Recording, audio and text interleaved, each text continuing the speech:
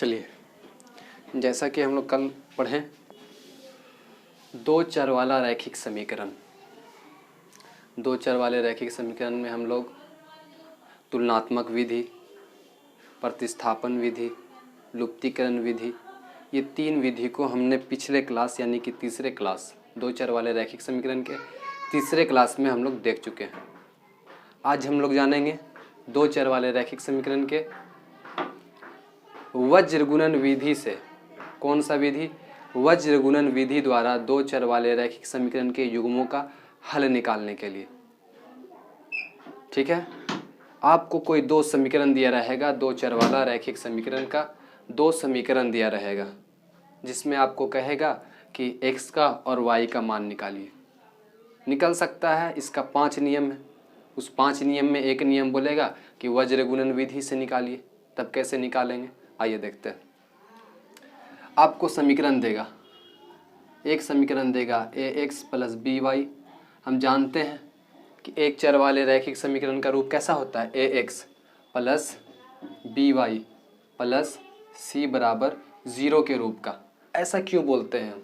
जैसे कि आपको ऐसे अगर कोई समीकरण दे दे 2x प्लस 5y प्लस 7 बराबर 0, तब हम इसको कहते हैं, इसको बोल देते हैं a, इसको बोल देते हैं b, इसको बोल देते हैं c।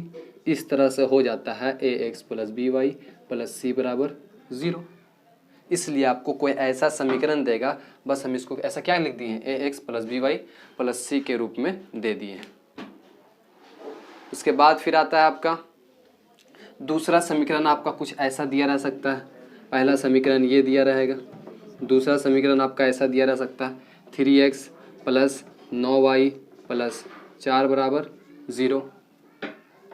ठीक है, आइए ऐसे कोई समीकरण दिया रहेगा 3x प्लस 9y प्लस 4 बराबर 0। तब आप इसको, इसका a दिए हैं, इसका b दिए हैं, इसका c दिए हैं, फिर से आप अगर a b c देते हैं तो फिर ऐसा पता नहीं चलेगा कि ये दूसरा समीकरण है। इस वजह से इसको हम क्या बोल देंगे, dx plus ey plus f बराबर 0। तो आपको एक और समीकरण दिया रह सकता है, कौन सा, dx plus ey plus f बराबर 0। ये आपको दो समीकरण देगा और बोलेगा किस विधि से, वज्रगुणन विधि। वज्रगुणन विधि से हल निकाले। वज्रगुणन विधि से हल निकाले। ऐसे ही आपको कोई समीकरण दिया रह सकता है, उससे बोलेगा कि वज्रगुणन विधि से आप क्या निकालिए, समीकरण का हल निकालिए। चलिए हम लोग सीखते हैं डायरेक्ट इसको कैसे बनाया जाएगा। नॉर्मल देख लीजिए कैसे बनाया जाता है, उसके बाद फिर पूरा बताया जाएगा कि ये फॉर्मूला आखिर आता कहाँ से। ठीक है, देखिए x को छुपाइए। वज्रगुणन विधि का मतलब हुआ तिरछा तिरछी गुना करके मान को निकालना। तो आप x को छुपाइए। किसको छुपा लेना है, x को छुपा लेना है। x को छुपाएं, बाकी बचा हुआ चीज b है, c है, e है और f है। इसमें तिरछा तिरछी गुना करना है, b से f में गुना करना है। जैसे ही x को छुपाएंगे यहाँ पे लिख देंगे x बटे b को f से गुना करेंगे, फॉर्मूला में माइनस, और फिर b को f से गुना किया और c को e से कर देंगे। तिरछा तिरछी गुना हुआ, b को f से तिरछा, c को e से तिरछा, हो गया। बराबर लिखेंगे, फिर माइनस में y लिखेंगे। क्या लिखेंगे, माइनस में y लिखेंगे, बटे। ऐसा क्यों होता है ये पूरा बताया जाएगा, लेकिन अभी क्या है ऐसे समझिए। पहले y को छुपाएं तो y लिखे, लेकिन माइनस में। अब a को f से और c को d से गुना कर देंगे। तो a को f से और c को d से। कैसे गुना करना, देखिए x को छुपाएं तो bf, बायां से दायां गए bf, उसके बाद ce, इसको छुपा रहे हैं तो af, उसके बाद cd। इसको छुपाएंगे तो इसमें कोई चर नहीं है, कोई चर नहीं है, तो यहाँ इसके बदले क्या लिख देंगे, 1 लिख देंगे, 1 बटे। अब क्या करेंगे, ए ई नहीं कि पहले bd कर देंगे, हमेशा करते आ रहे हैं। देखिए पहले बी एफ ऐसे कि इधर से इधर गए, तब सी ई, इसको छुपाएं, ए एफ तब सी डी, इसको छुपाएं, ए ई तब बी डी करेंगे। तो यहाँ आप क्या लिखेंगे, ए ई माइनस बी डी। इस तरह से अगर आप, ये फॉर्मूला हो गया किसी भी समीकरण को हल करने का, फॉर्मूला निकला। अब ये फॉर्मूला आखिर ऐसा ही क्यों होता है कि x बटे B F minus C E, Y बटे A F minus C D, 1 बटे A E minus B D, आखिर ऐसा ही क्यों होता है? होने दीजिए कैसा ही क्यों हो, हम आपको बता रहे हैं। लेकिन पहले इसको क्या देखते हैं, एक कोई समीकरण ले करके इस तरह से हम इसका क्या निकालते हैं, हल निकालते हैं। चलिए एक समीकरण ले लेते हैं हम, 7x माइनस 2y बराबर 8, 3x प्लस 4y बराबर 18। ये आपको कोई दो समीकरण दे देगा और बोलेगा वज्र गुणन विधि से आप इसका हल निकालिए। तो सबसे पहले तो हमको इस रूप में लाना है, इस रूप में लाना है। तो देखिए इसको हम ऐसा कह सकते हैं 7x प्लस माइनस 2y, 8 को इधर लाएंगे तो क्या हो जाएगा, इधर प्लस में था तो इधर आकर क्या हो जाएगा माइनस 8 बराबर 0। क्या समझ में आया ये बात? सोचिए 7x, इसको हम कुछ नहीं किए, बस प्लस वाले टर्म में लिखना चाह रहे हैं सभी को, तो प्लस वाले टर्म में लिख दिए। माइनस 2y प्लस क्या हो गया माइनस 8, चूँकि 8 इधर से इधर आया तो क्या हो जाएगा माइनस में हो जाएगा। उसी तरीके से इसको सजा लिए 3x प्लस 4y, 18 को इधर लावेंगे तो क्या हो जाएगा माइनस में हो जाएगा। लिखना हमको क्या चाहिए, प्लस के टर्म में हम क्या लिख दिए माइनस बराबर 0। अब आपको यहाँ से a का मान पता चल गया, b का मान पता चल गया, c का मान पता चल गया, d का मान पता चल गया, e और f।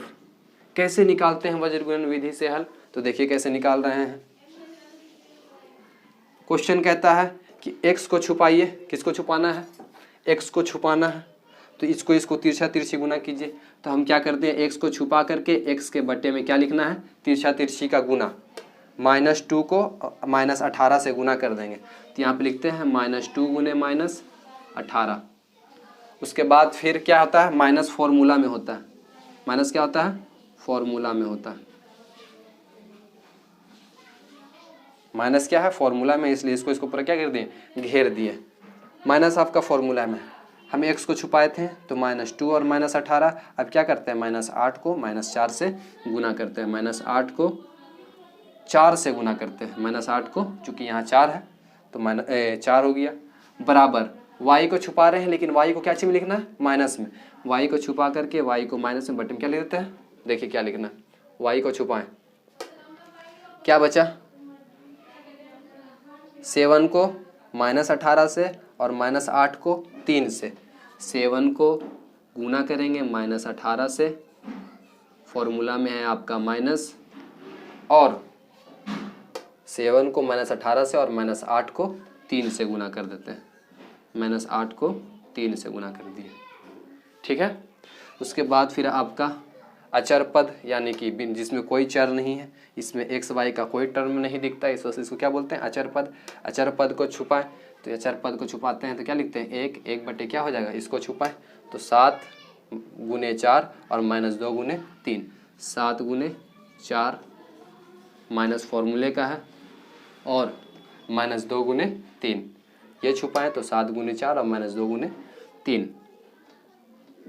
ठीक है। चलिए इसका हल निकाल लीजिए, x बटे 18 दूनी कितना हो जाएगा 36, माइनस 8 चौके 32, जान रहे हैं कि 8 चौके 32 माइनस में रहेगा और माइनस बाहर में भी है, तो 32 क्या चीज हो जाएगा, माइनस माइनस प्लस 32 हो जाएगा, बराबर माइनस वाई ऊपर पहले से है, 8 सतह कितना है तो 56, 18 सतह कितना हो गया 126, 18 सतह 126, क्या चीज़ में, माइनस में, 18 सतह हो गया 126 माइनस में, और 8 तिया 24, माइनस में 24, अब बाहर भी माइनस है तो क्या हो जाएगा प्लस 24, बराबर 1 बटे 7 चौके 28, माइनस माइनस माइनस क्या हो जाएगा प्लस, और 3 दूनी 6। चलिए अब देखिए क्या हो गया, x बटे क्या कहलावेगा, x बटे आप कह दीजिएगा 6 2 8 और 3 3 6, यानी कि x बटे 68, बराबर माइनस वाई, गौर कीजिए माइनस वाई है तो यहाँ माइनस वाई दे दिए, माइनस वाई नीचे में क्या आ जाएगा, 126 में से 24 जाएगा तो 102 आ जाएगा। तो यहाँ पे चूँकि 126 में से 124 माइनस में है तो यहाँ क्या जाएगा माइनस 102 बराबर क्या हो जाएगा 1/28 6 कितना हो जाएगा 34। ठीक है। अच्छा ये माइनस आपका क्या हो गया कैंसिल हो गया। अब आप यहाँ पे देख सकते हैं कि x/68 बराबर y/102 बराबर 1/34। इस हिसाब से आप कह सकते हैं कि x/68 1/34 के बराबर है, y/102 भी 1/34 के बराबर है। तो आप ऐसा लिख दीजिए इसको अलग अलग करके कि x/68 भी 1/34 के बराबर है और y/102 भी 1/34 के बराबर है। ठीक है। अब इसका हल निकालिए, x को रोकिए 68 को उधर भेजे क्या हो गया 68/34, y को रोके तो 102 उधर गया तो क्या हो गया 102/34, 34 दूनी 68 और 34 दिया 102। यानी कि यहाँ से आपको पता चला कि x बराबर 2 और y बराबर क्या 3। इस हिसाब से हम लोग वज्र गुणन विधि से आपको कोई समीकरण दिया, ये समीकरण तो अपने मन से बनाया हुआ था, ये समीकरण दिया था आपको, ये क्वेश्चन दिया था 7x - 2y बराबर 8, 3x + 4y बराबर 18 और कह रहा था कि इसका आप क्या निकालिए, इसके वज्र गुणन विधि द्वारा इसका x और y का मान निकालना है। तो इसको हम क्या किए, वज्र गुणन विधि में ये नियम होता है कि x को छुपाएं तो तिरछा तिरछी गुना, पहले इसको इस फॉर्म में लाया जाता है, x को छुपाएं तो इसको तिरछा तिरछी गुना, फिर इसमें माइनस ये ठीक है क्या किए हैं, x को छुपाएं तो ये गुना -8 गुने 4, फिर y को छुपाए हैं तो 7 गुने 18, लेकिन माइनस क्या चीज में रहेगा, y क्या चीज में रहेगा माइनस में रहेगा। ऐसा क्यों होता है अब बताते हैं। ठीक है चलिए आइए देखिए, मिटाते हैं इसको, हम मिटा दिया जाए।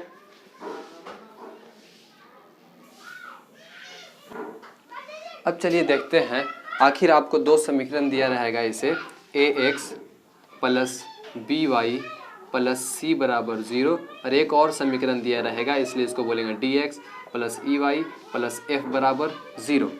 तो इसका जो आप वज्र गुणन विधि द्वारा हल निकालते हैं तो इसका आखिर फॉर्मूला यही क्यों होता है, x को छुपाते हैं तो b को f से गुना करते हैं, माइनस क्यों होता है और उसके बाद फिर c को e से गुना कर देते हैं, फिर बराबर क्यों होता है, ये सारा बात बताया जा रहा है। फिर y को छुपाते हैं, आप ऐसा क्यों करते हैं और y बटे लिखते हैं, y/a को f से क्या करते हैं, a को f से और c को d से, लेकिन y माइनस में लिखते हैं, a को f से और c को d से, फिर बराबर लिखते हैं अचर पद यानी कि जिसमें चर नहीं होता उसको छुपाते हैं, उसके बाद ae - bd 1/ae - bd। आखिर यही फॉर्मूला क्यों होता है इसको बता रहे हैं। तो हम पिछले क्लास में आपको लुप्तीकरण विधि को बता चुके हैं। लुप्तीकरण विधि में क्या होता है, कभी चर x को बराबर करके उसको लुप्त कर दिया जाता है, कभी y वाले टर्म को जो चर y वाला है उसके दोनों समीकरणों में y वाले चर को समान करके लुप्त कर दिया जाता है। आइए हम लोग वैसे ही करते हैं, क्या करते हैं लुप्तीकरण विधि से इसको हल करते हैं। पहले इसको कहेंगे कि हमको क्या करना है, लुप्त करना है कौन से चर को, तो चर x को लुप्त करना है। तो यहाँ हम लिख देते हैं चर x को लुप्त करना है, चर x को लुप्त करना है। तो लुप्त कीजिए, लुप्त कैसे होगा, चर x लुप्त कैसे होगा, तो चर x आपका लुप्त हो जाएगा कैसे, दोनों को पहले आपको बराबर करना है और बराबर करने के लिए बताया गया है लुप्तीकरण विधि में कि a और d का यानी कि जो यहाँ पर रहता है और जो यहाँ पर रहता है उसका एलसीएम लिया जाता है। तो a और d का क्या एलसीएम है, ad होगा, यानी कि समीकरण ax + by + c बराबर 0 है, समीकरण dx + ey + f बराबर भी 0 है।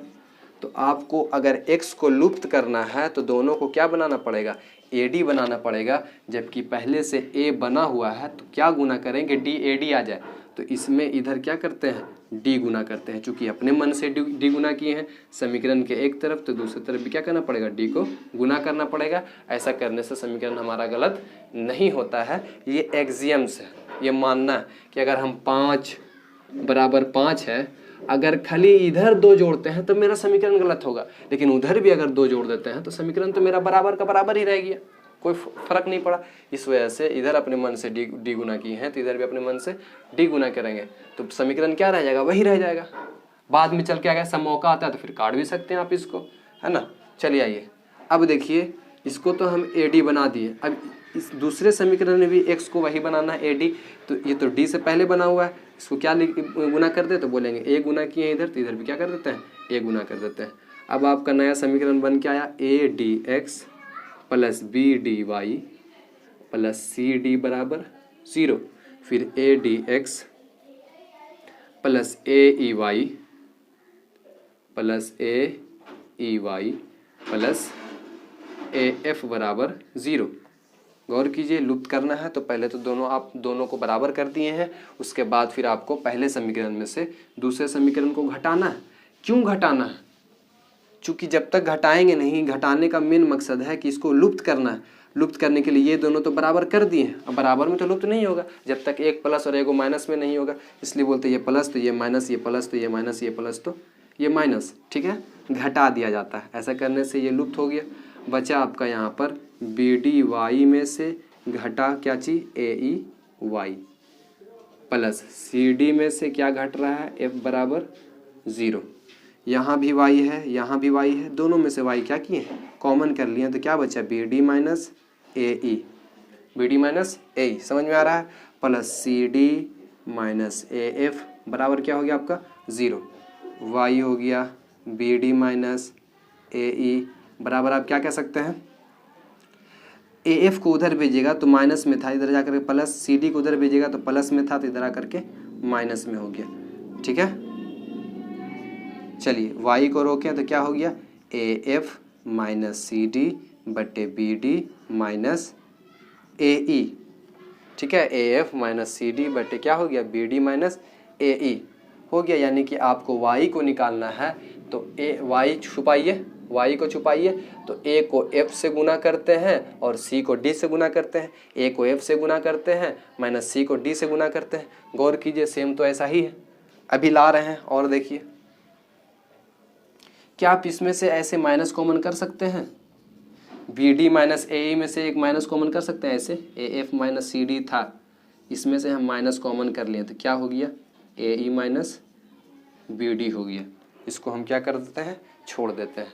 अभी चर x को बराबर किए हैं, अब चर y को बराबर करते हैं। चलिए आइए देखिए, फिर से आपका समीकरण रहेगा A X plus B Y plus C बराबर 0, D X plus E Y. बताया जा रहा है कि आखिर ऐसा ही फॉर्मूला क्यों होता है, ठीक है। f बराबर 0, चूंकि यहाँ पर हम चर x को बराबर करके लुप्त किए थे, अब यहाँ पर चर y को बराबर करके लुप्त करेंगे। अब लुप्त करने के लिए दोनों चर को क्या बनाया जाए, तो हम बता दिए हैं कि b और e का क्या करना है, एलसीएम करना है, यानी कि दोनों समीकरण को BE बनाना है। ये तो पहले से b बना हुआ है, इसमें क्या गुना करें कि BE बन जाए, तो इस समीकरण में e गुना कर दिया जाए तो क्या बन जाएगा, यहीं पे कर देते हैं। अगर इस समीकरण में ई गुना कर दिया जाए तो बी अपने मन से इधर ई गुना किए हैं तो इधर भी ई गुना करना पड़ेगा। जबकि इसमें पहले से ई है तो इसमें क्या गुना करें कि बी आ जाए, तो इसमें बी गुना कर देते हैं तब बी आ जाएगा। अपने मन से इधर किए हैं तो इधर भी गुना करना पड़ेगा, क्योंकि समीकरण के एक तरफ अपने मन से कोई काम करने पर समीकरण गलत होता है, लेकिन दोनों तरफ अपने मन से काम करने पर सेम तरह का गलत नहीं होता। चलिए इसको गुना कीजिए तो आपका नया समीकरण बन के आया A E X plus B E Y plus क्या हो गया सी ई बराबर 0। फिर आप यहाँ पर क्या कह देगा, B D X plus B E Y plus B F बराबर 0।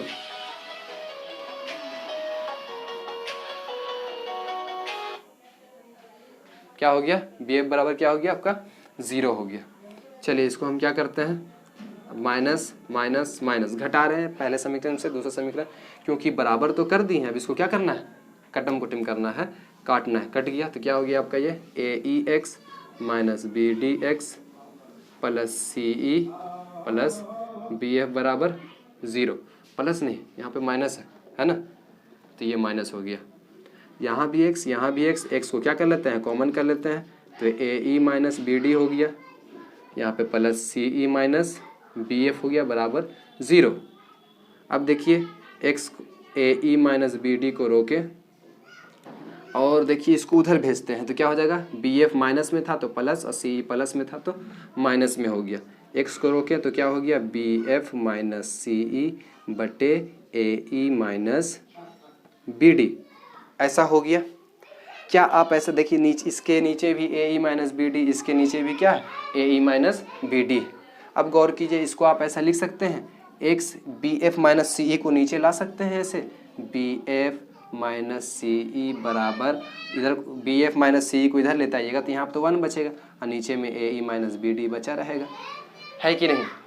अब इधर का बात कीजिए, क्या इसको भी ऐसा लिख सकते हैं, A F minus C D को नीचे लेते आते हैं तो हम वाई क्या किए, वाई बटे A F minus C D को नीचे लेते आए हैं तो यहाँ पे क्या बचा, 1 बटे minus A E minus B D, 1 बटे minus A E minus B D. अच्छा इस माइनस को हम इस माइनस इधर दे देते हैं, इस माइनस को क्या कर देते हैं, इधर देते हैं, कोई दिक्कत। अगर ऐसा रहता है ए एक्स बराबर -5, अगर ऐसा है तो क्या हम इसको ऐसे नहीं लिख सकते हैं, A x minus A x बराबर 5, हाँ लिख सकते हैं, चूंकि इधर माइनस है तो इधर कर दिए हम, ठीक है। तो उसी तरीके से में इसमें माइनस है तो इधर क्या कर देते हैं, इधर हम माइनस कर देते हैं। तो इस माइनस को किधर लेते आते हैं, इधर लेते आते हैं, क्या हो गया, माइनस वाई बटे A F minus C D बराबर 1 बटे A E minus B D.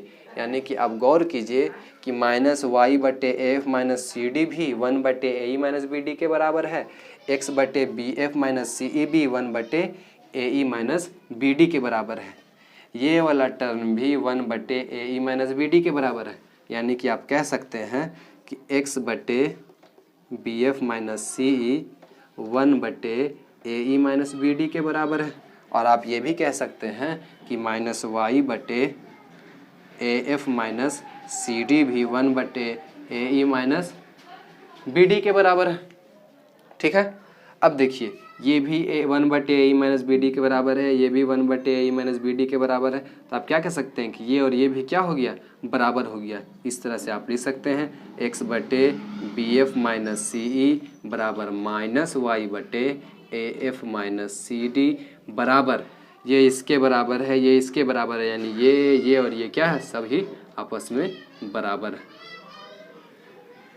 ठीक है। इस तरह से आपका क्या निकल के आया, वज्र गुणन विधि द्वारा फॉर्मूला निकल के आया। जबकि फॉर्मूला अगर रट लेते हैं, रट लेने के बाद भी आपको क्या होगा, आसानी से बन जाएगा। कैसे, एक्स निकालना है, एक्स निकालना है तो बी और एफ को गुना करके, बी और एफ को गुना करके माइनस सी ई कर देते हैं, माइनस सी ई कर देते हैं। कैसे, ये तो फॉर्मूला निकाल के दिखाया गया है कि बी एफ माइनस सी ई ही क्यों होता है, ये खुद फॉर्मूला बता रहा है। क्या होता है, माइनस वाई होता है, माइनस वाई बटे क्या हो जाएगा, ए को एफ से और सी को डी से गुना कर दिए, ए को एफ से माइनस सी को डी से। इसको अचर पद को छुपाएं तो क्या हो गया, 1 लिखें, फिर क्या हो गया, ए ई माइनस बी डी। इस तरह से आपका वज्र गुणन विधि का क्या निकलता है, फॉर्मूला निकल के आता है। चलिए एक और दो समीकरण और लेते हैं। उस दोनों समीकरण को हम लोग वज्र गुणन विधि द्वारा हल करके देखते हैं। चलिए देखते हैं। 2x प्लस 3y बराबर 19, ये आपका पहला समीकरण हो गया। दूसरा समीकरण आपका 3x प्लस 4y बराबर 26, ये आपका दूसरा समीकरण हो गया। आपको कहेगा इसका हल निकालिए। ये 2 चर वाले रैखिक समीकरण का युग्म है, युग्म का मतलब जोड़ा। 2 चर वाला रैखिक समीकरण ए गो, 2 चर वाला रैखिक समीकरण ए गो, तो के गो हो गया, 2 गो। तो इसलिए कहते हैं कि 2 चर वाले रैखिक समीकरण का ये युग्म है, जोड़ा है, ठीक है। चलिए आइए इसको हम किस रूप में लाते हैं, इसको लाते हैं A X plus B Y plus C बराबर 0 के रूप में, और नीचे वाले को D X plus E Y plus F बराबर 0 के रूप में। देख रहे हैं कि उधर 0 रहना चाहिए, बट यहाँ पे 19 है, तो 19 को हम क्या करते हैं, इधर लाते हैं। 2x प्लस 3y, 19 को जब इधर लाइएगा तो क्या चीज में हो जाएगा, माइनस में हो जाएगा, बराबर यहाँ पे क्या हो जाएगा, 0। 3x प्लस 4y बराबर बराबर बोल रहे हैं 26 को इधर लाइएगा तो क्या चीज में हो जाएगा, माइनस में, तो 26 बराबर 0। अब गौर कीजिए, ये आपका ए का काम कर रहा है, ये बी का काम कर रहा है, ये सी का काम, ये डी का, ये वाला ई का, और ये एफ का काम कर रहा है। फॉर्मूला कहता है कि अगर x निकालना है, अगर x निकालना है x निकालना है तो किसको किसको गुना कीजिए, b को f से गुना कीजिए माइनस c को e से गुना कर दीजिए बराबर माइनस y बटे या फिर y बटे माइनस, ऐसे भी कर सकते हैं। अब y निकालना है तो af minus C D, af minus C D ऐसा भी कह सकते हैं। और फिर आपका अचर पद निकालना है तो 1 बटे के, फॉर्मूला निकालते हुए दिखा दिए। आपको फॉर्मूला से मतलब होना चाहिए, रट लीजिएगा।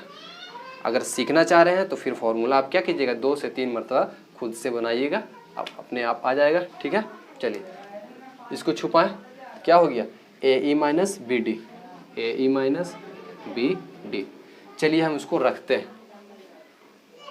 x बटे b क्या है इस समीकरण का, इस समीकरण का b आपका 3 है, 3 गुने f क्या है, f आपका माइनस 26 है, माइनस 26। फिर फॉर्मूला में आपका माइनस सी ई, c कितना है तो c माइनस 19 है और e 4 है, तो c आपका माइनस 19 हो गया और ये आपका e 4 हो गया बराबर y का y बटे में क्या लिख देते हैं माइनस ए एफ, ए कितना है तो 2 है, f कितना है तो माइनस 26 है, यानी कि माइनस 26 है। फॉर्मूला में आपका क्या है माइनस, फॉर्मूला में आपका क्या है, इसको y माइनस को ऊपर ही रहने देते हैं, ठीक है, ज़्यादा आसान दिखेगा। 2 गुने माइनस 26 हो गया, a गुने f तो a 2 हो गया, f माइनस 26 हो गया, फॉर्मूला का माइनस। उसके बाद फिर सी डी क्या है, सी डी, सी कितना है मेरा माइनस 19 और d कितना है, d कहाँ गया, d मेरा 3 है तो माइनस 19 गुने 3, माइनस 19 गुने 3 बराबर 1 बटे a कितना है तो a मेरा 2 और e मेरा 4 है, तो यहाँ पे हम क्या कह सकते हैं 2 गुने 4, फॉर्मूला में माइनस b गुने d, b मेरा 3 है और d मेरा भी 3 है। ठीक है, तो इसको भी क्या करते 3 गुने 3, ठीक है। चलिए 3 गुने 3 हो गया। चलिए इसको हल करते हैं तो x बटे 26 दिया कितना होता है 26 दूनी 52 और 26 दिया 78, लेकिन क्या चीज़ में माइनस 78, 19 का 19 3 19 19 चौके 76, इधर माइनस में 76 तो ये क्या हो जाएगा प्लस में 76 हो जाएगा बराबर माइनस y बटे 26 दूनी 52 माइनस में 19 दिया 57, ठीक है, माइनस में तो ये क्या हो जाएगा प्लस में हो गया बराबर 1 बटे 4 दूनी 8 माइनस 3 दिया 9, यानी कि आप कह सकते हैं x बराबर माइनस 78 में से 76 जाएगा तो माइनस 2 बराबर माइनस y बटे क्या हो जाएगा 57 में से अगर 52 जाता है तो कितना हो जाएगा 57 में से 52 गया तो आपका 5 आ गया बराबर 1 बटे क्या हो गया 9 में से 8 गया तो माइनस 1। अब आप एक बार कहिएगा कि x माइनस 2 बराबर 1 बटे माइनस 1, फिर कहिएगा माइनस y बटे 5 बराबर 1 बटे माइनस 1, ठीक है। तो x बराबर क्या कहिएगा माइनस 2 बाई माइनस 1 और y बराबर क्या कहिएगा माइनस 5 बाई माइनस 1, 1 से 1 माइनस से माइनस कट गया तो x बराबर पता चला 2 और y बराबर पता चला 5, यानी कि आप कह सकते हैं कि वज्र गुणन विधि से जब हल किया गया इस समीकरण को तो इस समीकरण का x का मान 2 और y का मान 5 आया। ठीक है, तो वज्र गुणन विधि आज पढ़ लिए हैं, कल पढ़ेंगे हम लोग अगले क्लास में कौन सा विधि, अनुपात निर्णय विधि, और फिर 2 चर वाले रैखिक समीकरण के युग्मों का हलों का शर्त पढ़ेंगे। ठीक है, आज के लिए इतना ही, ठीक है।